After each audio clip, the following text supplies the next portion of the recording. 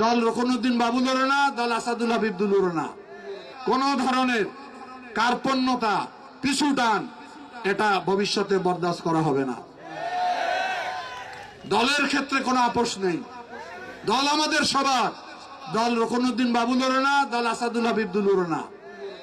দল আমাদের সকলের।